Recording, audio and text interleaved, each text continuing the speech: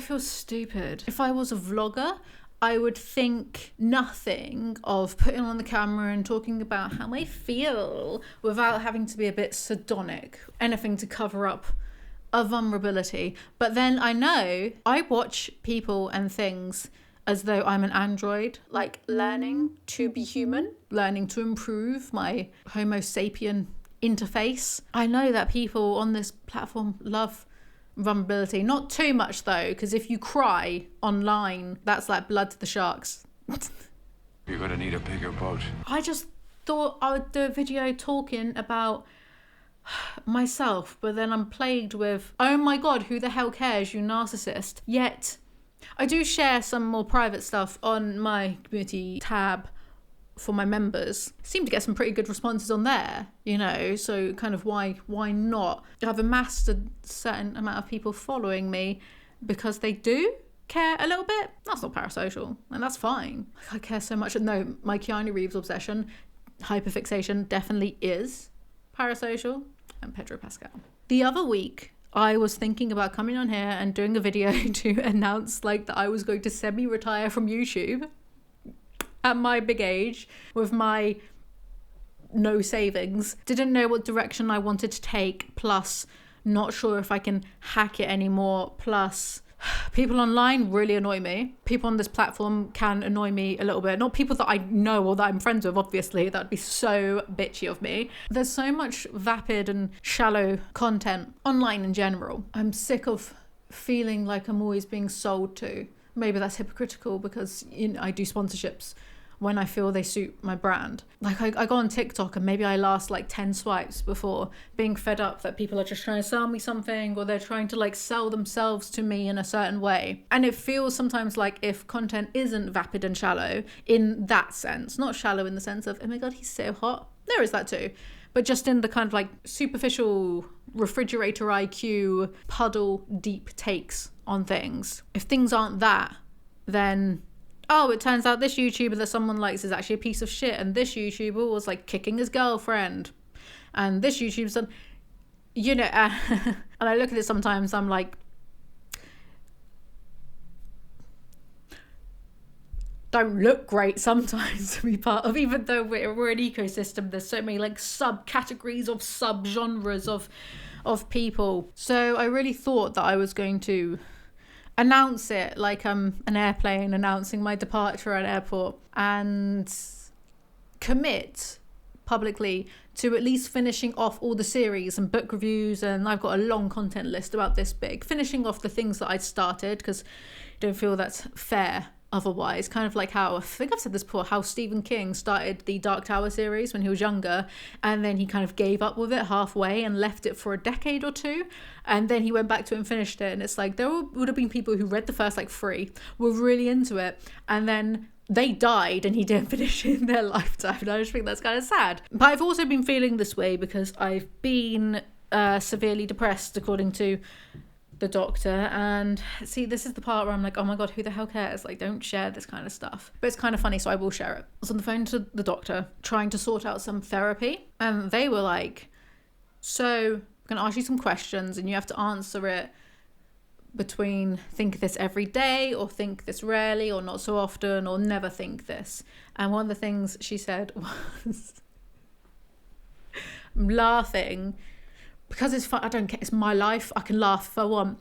One of the questions was, do you ever feel like it would have been better off if you were never born at all?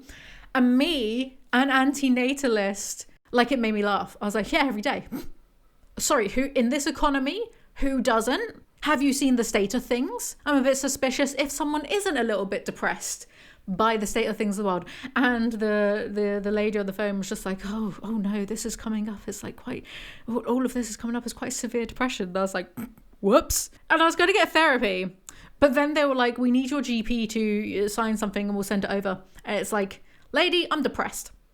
And now I've got ADHD. I don't have a GP. This involves me ringing up to get a GP because I moved in this area like a few months ago. I have to do that, and then I have to get the same GP to sign the forms. With someone with ADHD, that's going to take 6 months minimum. But someone with ADHD and severe depression, it's never going to happen. So I've just been stewing in my metaphorical own filth for months. This is the first time in like at least weeks, I think, that I've put on a full kind of thing of makeup, and God, I may be severely depressed, but I know I don't look it. I just look so... And things were really fucked up this year. Like, people just had to die.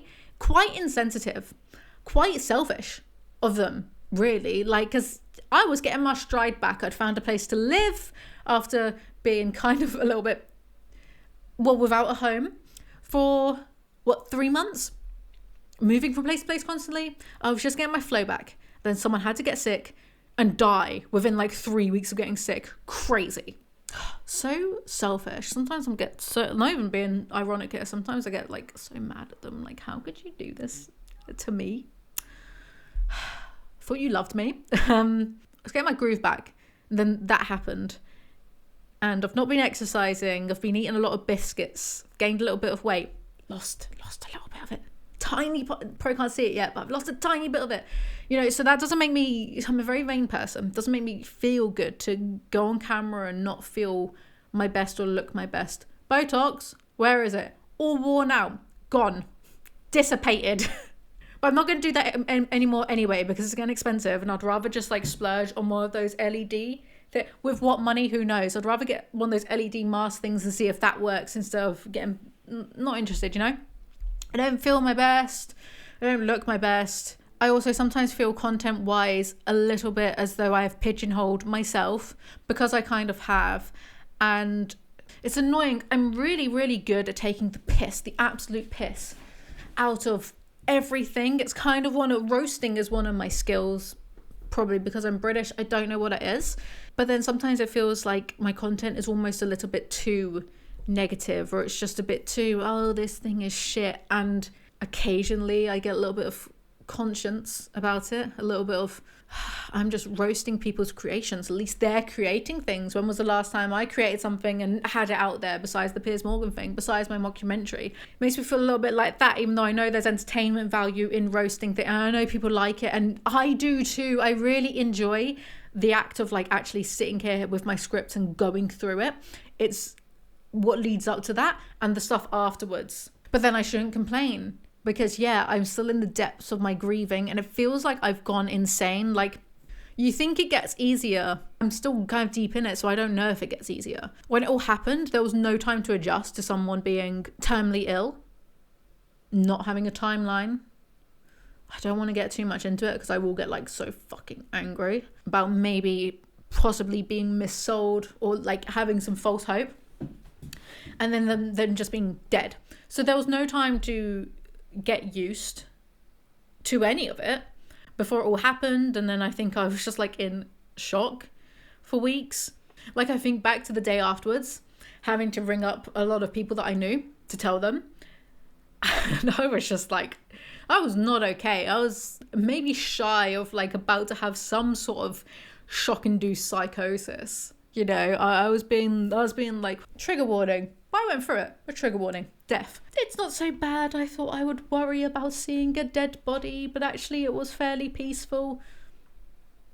I don't think it was, babe. And you know what? Maybe I'm less scared about death now, because, you know, if there's nothing, then at least I don't have to live without them. And if there is something, I'll get to see them again and tell them all the gossip.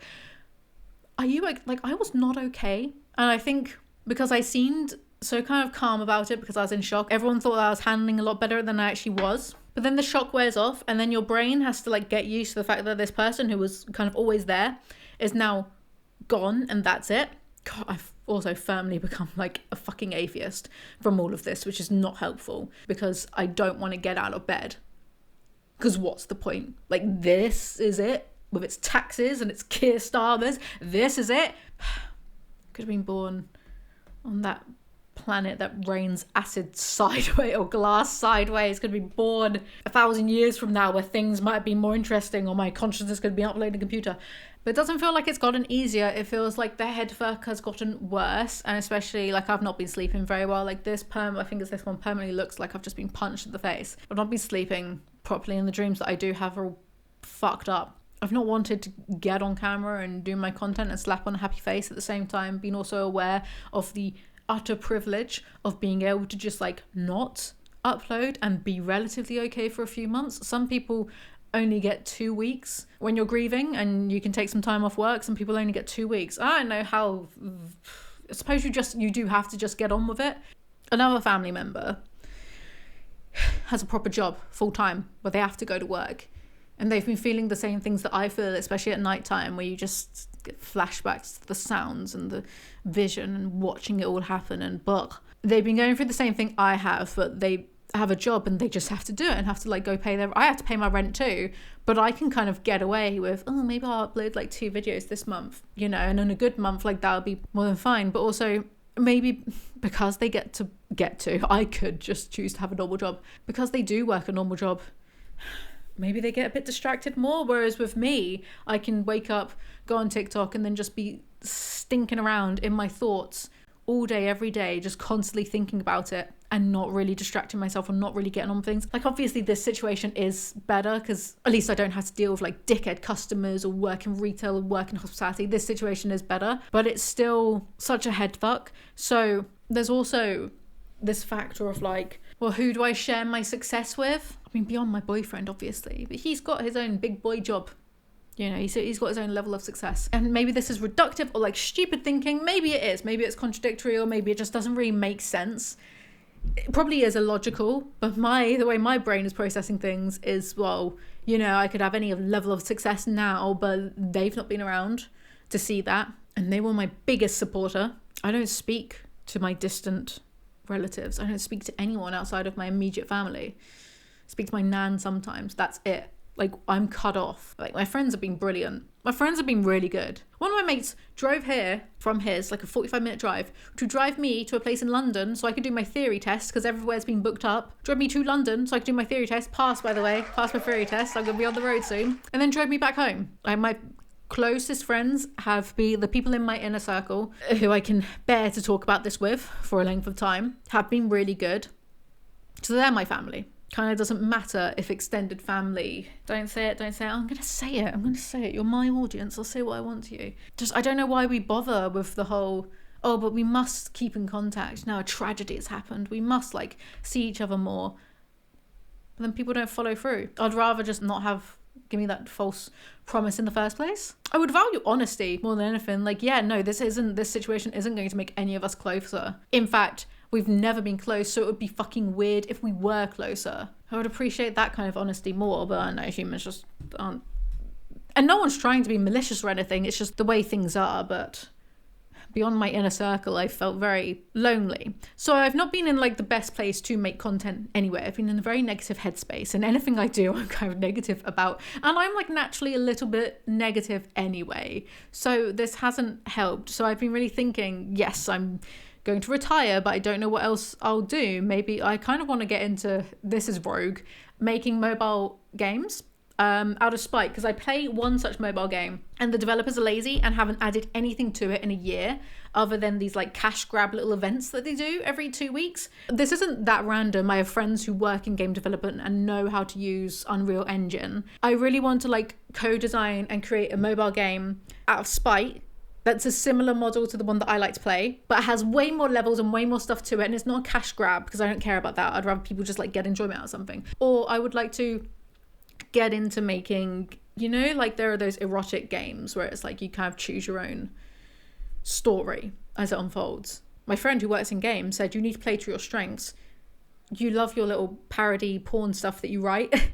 Like, do that, but make it one of these types of games. It'll be niche because like no one else has really done that. It'll be funny. It'll be something different. So I am looking into going more into like game writing, which is a better idea than this grand idea I had the other week, where I decided that because when I play Fallout New Vegas, which I've been living in for the past like few months, I've just been living on and in Fallout New Vegas, and it is game fucking over for me when I finally download some mods. Because it's like a whole different game when you've got all these different mods. Game over for me. Like, you're never going to see my face on this channel again. But because in New Vegas, when I go to the casinos, I set my luck to 9, the stats at the beginning, and then I get the lucky glasses that you can get from Caesar's Legion's safe house. So my luck stat is at a 10.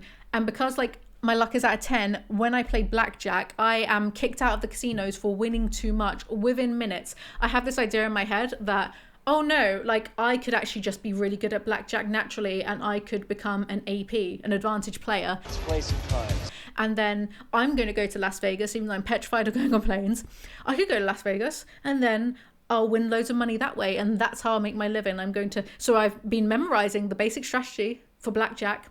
And then I'm going to learn to card count. Probably shouldn't be saying this online. If this is really where my career is going to go. I'm not promoting gambling. You've got to have skill to be an advantage player, to card count.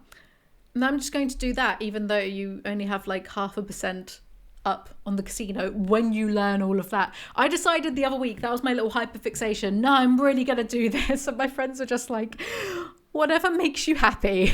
They were really supporting my little delusions. It's just funny. I wasn't sure if I had a place on YouTube anymore, if I could do it. Every other minute I'm just thinking of the fucking noises and watching someone die in like a really brutal, in your face obvious way. And why I'm not giving loads of details on it. I've given some details but not loads of details, just because this is the internet and I don't put things out there that could be used against me. And if you don't think that there are people who would like try to troll me or wind me up by saying shit like that, is this your first day on the internet?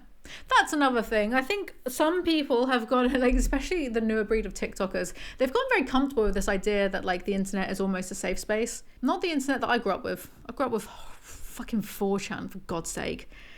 I grew up with 4chan. And then in my early 20s, there was the whole SJW versus anti-SJW feminist wrecked like stuff.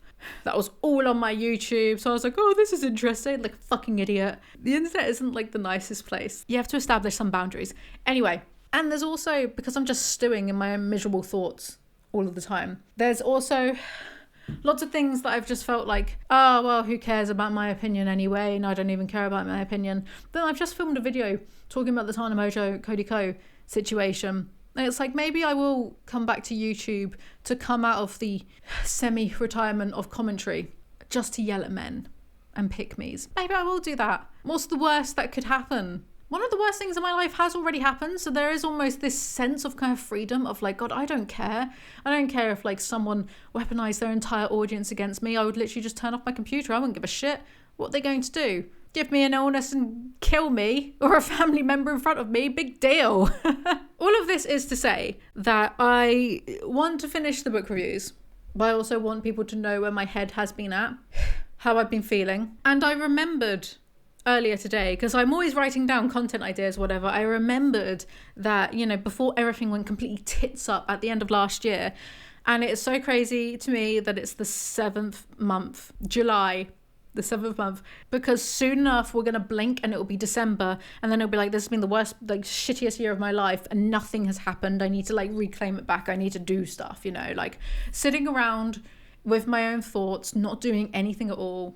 Playing New Vegas does help, but beyond that hasn't helped, though I've maybe needed the time to, well, I can't process what's happened. There's a part of my brain that refuses to, and if I dig too deep into that, I feel fear that madness lies on the other end. I remembered that I wanted to make my own kind of travel man Richard Ayoade show and try to get over the fear of flying and stuff, but keep things fairly local, like centralized to the UK, get other YouTubers to do cameos and episodes with me. And then I was thinking sort of Chernobyl, not like that, but I thought of the dark tourism show that's on Netflix, and how if I do this little travel show with a small team of people who I trust on a small budget, everything manageable. Because I feel like when I put out the mockumentary, I feel like we did things right, but there wasn't, you know, going from like doing book content and drama content, maybe the audience wasn't exactly there for a mockumentary. And if I'd had the funds to do like 9 more, maybe they would have picked up by the 4th or 5th one. Because you can't just like pivot your content entirely into something else and expect it to like boom. I understand that. Then we could foray into doing like the dark tourism stuff, not going to Chernobyl with Geiger counters, but I don't know, similar or whatever. And yeah, I was thinking all this today, and I got genuinely really, I was talking to my, like, the little team that I want to put together, and I was getting genuinely really excited again. And it was like, no, there is still a place for me on YouTube, but if I want to like pivot into doing more stuff like that, maybe less free. It's funny that I'm saying all of this. Like, I've not been putting content out because I've been so depressed, but I'm sure that many of you just like haven't even noticed because my upload schedule was so ADHD in the first place. That's like, oh no, that's just how Alizee is. We'll get nothing for weeks and then 3 videos at the end of the month to try to make that sense. Basically, I'm not saying that I'm better because this isn't a linear process and I feel pretty good today, but I'll probably be down in the dumps again tomorrow. But I do have some plans for this channel and I do feel like this renewed appreciation for what I do and the audience that watches and puts up with my babbling nonsense. And you're the reason that I can take so much time off of work to rot around and not get therapy. Look, right, I always suggest therapy to everyone else, but what's a therapist going to tell me that I don't already know? I've read like a few pages of a psychology book. I'm joking. I will get it sorted, but it's just a bit difficult right now because I kind of can't be asked. I might have to get my boyfriend to sign me up to the GP instead. I'll get it sorted. But yeah, all of this to say, I want to be a lot more active. I will kind of give the book reviews a bit of a rest. And by that, I mean, I'll probably still do one like 2 a month, but I want to get back into doing a bit more commentary, kind of out of spite as well, because commentary is such a boys game and it's just boys circle jerking and jacking each other off on this website, and we need some more girls who do it, who aren't going to accept being called like gossip or tea channels. Oh, but it's commentary when boys do it, because men are so serious. They are not serious. They're talking about gossip into their microphones. They can't fucking admit it. Behave. I'm so riled up. I need to go because I'm going to go out to the cinema for the first time in like a while too. I'm gonna go watch Inside Out 2 anyway and enjoy myself. I need to go. It's funny because if I was someone like Tana Mojo, she once like put up a video which was just an hour of her lying in bed talking about her feelings, and I respect the freedom, the willingness to be vulnerable.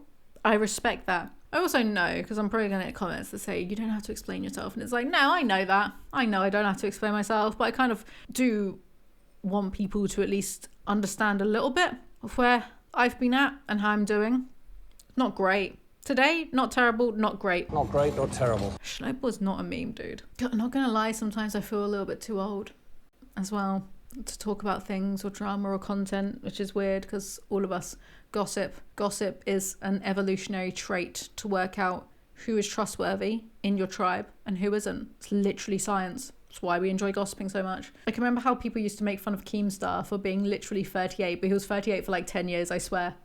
And talking about drama and gossip and stuff. I also felt a little bit like I was going to be a bit like Keemstar coming on announcing that, oh no, I'm going to retire or semi-retire or whatever and be really infrequent posting, but then like still post for another year. He did something like that with Drama Alert like years ago. It was really funny. All this to say, not good, but I feel like there's a bit of progress. And I do have plans for this channel and plans to try to elevate my career and elevate the type of content that I'm putting out as well. So it will still be a mix. Bit of commentary, bit of reaction, bit of book reviews. Then maybe some like mini travel documentaries. Of course, the irony is I'm probably going to have to dedicate the bigger projects. I want to write some horror books as well. I'm going to have to dedicate all of those to this person who was so like overly involved with my channel. It actually used to do my nutting, and now I miss it, of course. Doesn't detract from the fact it was fucking annoying at the time, but I miss it. Weird, innit? I don't know what this video was, but thank you so much for watching regardless. You'll have some book content soon. I've got some stuff to film. I'm back for better or worse, just to yell at people and then laugh at them. I'm back. Was I even gone? Did anyone notice? No, probably not. Thank you guys so much for watching, and I'll see you next time. Mwah. I appreciate all of you. Thank you.